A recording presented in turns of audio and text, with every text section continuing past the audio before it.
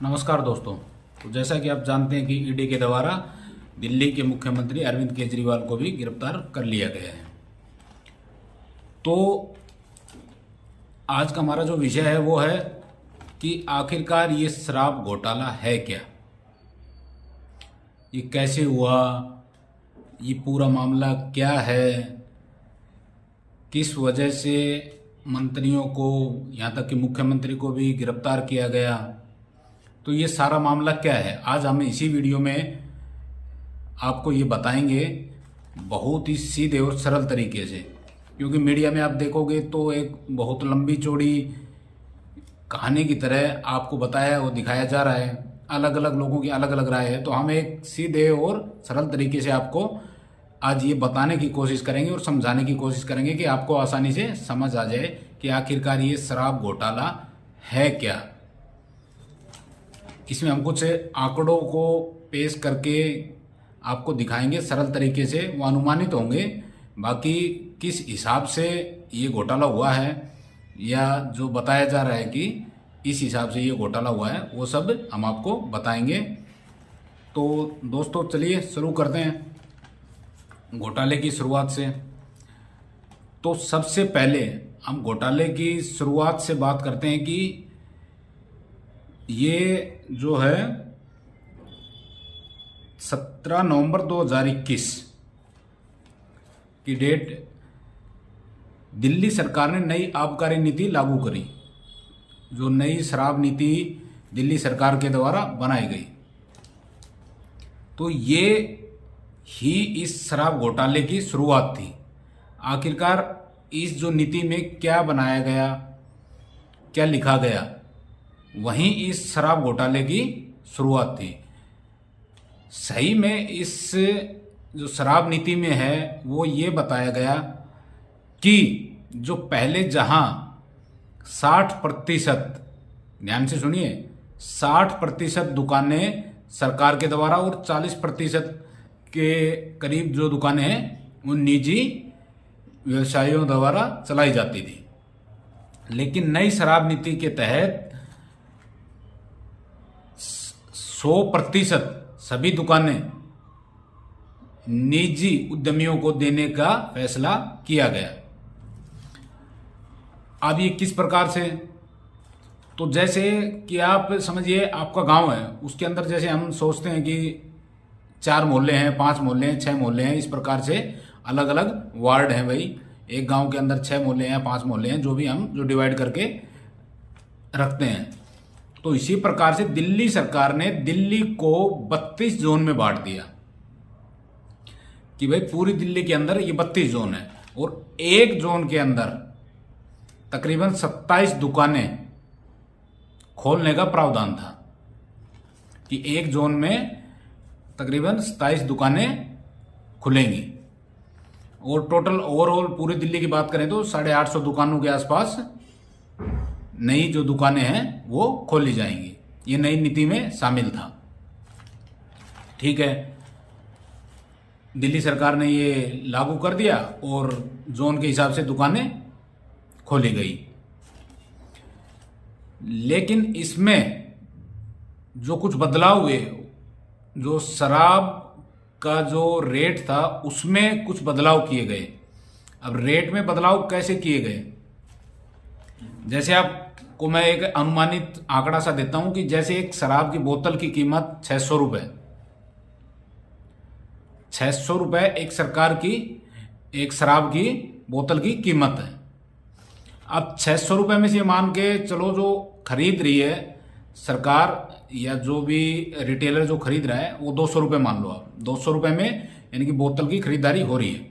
उसके बाद 350 रुपए के करीब सरकार की एक्साइज ड्यूटी और वैट शामिल है और 50 रुपए जो रिटेल जो दुकान पे शराब बेच रहा है, जो ठेका बोलते हैं हम वहां से, तो 50 रुपए उसको बोतल पे प्रॉफिट था पुरानी शराब नीति में।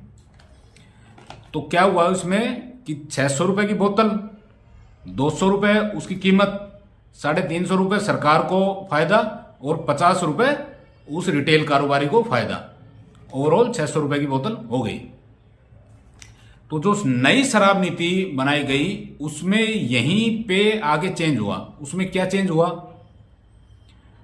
बोतल जैसे 600 रुपए की थी वो 10-20 रुपए और बढ़ गई मान लो, लेकिन उसके अंदर जो सरकार का प्रॉफिट था वो 50 रुपए, शायद 50 से भी कम, और जो निजी कारोबारी था उसको 350 का प्रॉफिट दे दिया गया।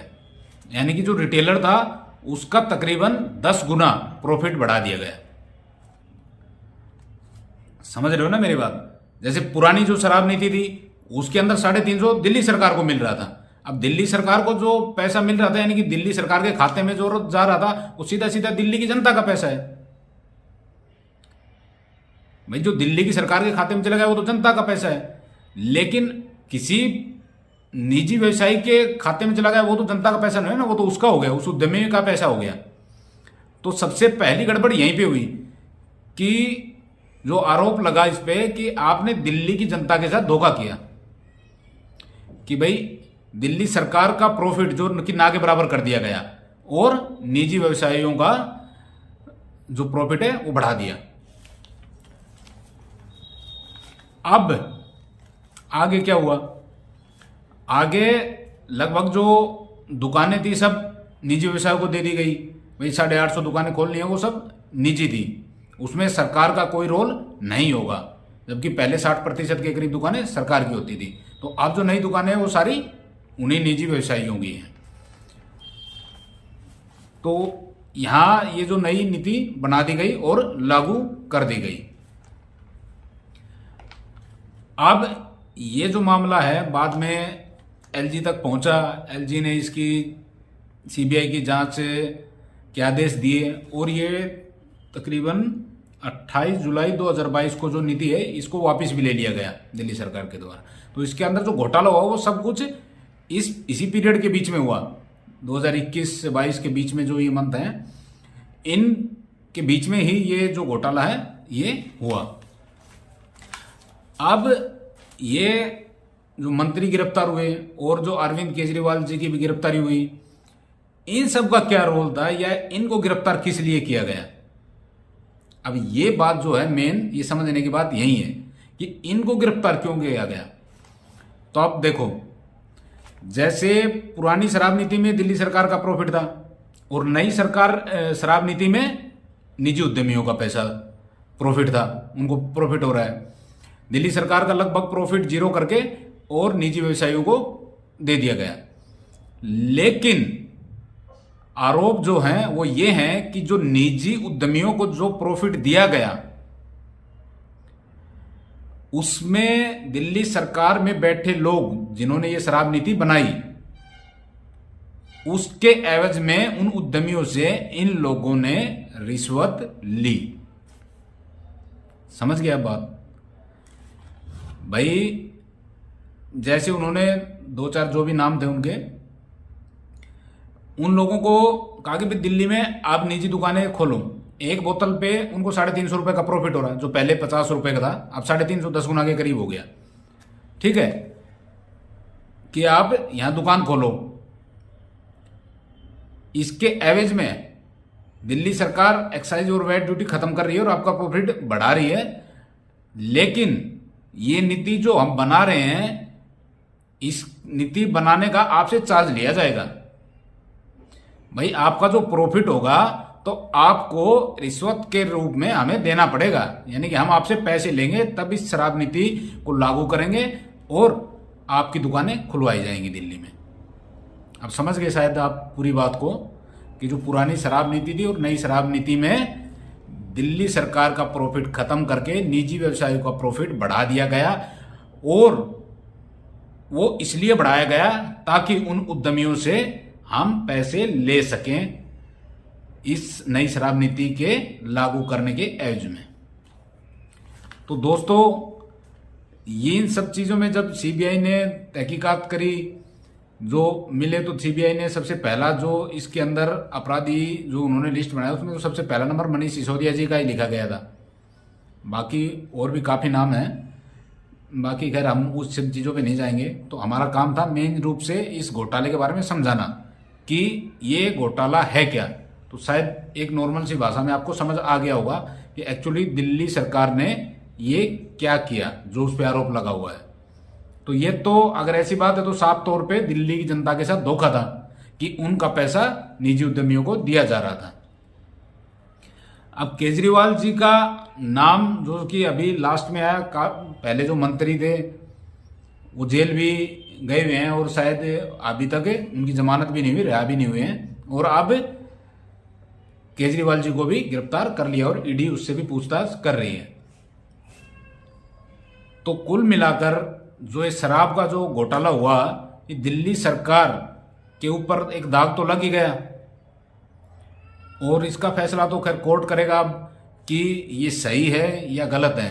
लेकिन जिस हिसाब से ईडी ने आरोप लगाए हैं, सीबीआई ने आरोप लगाए हैं और उन्होंने जो सबूत पेश किए हैं, तो कहीं ना कहीं ये चीज लग रही है कि दिल्ली सरकार ने दिल्ली के लोगों के साथ धोखा किया है। बाकी इसका जो परिणाम है, जो इसका निर्णय है, इसका जो फैसला है, वो न्यायालय सुनाएगा। तो कोर्ट क्या आदेश देता है उसके बाद देखते हैं कि ये घोटाला किस हिसाब से और क्या हुआ था या नहीं हुआ था।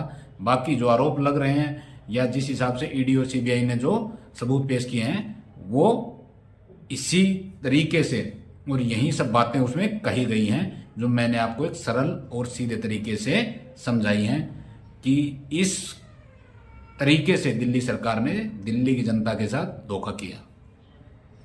तो आगे क्या होता है उसके अपडेट के लिए आप बने रहिए हमारे साथ। तब तक के लिए धन्यवाद।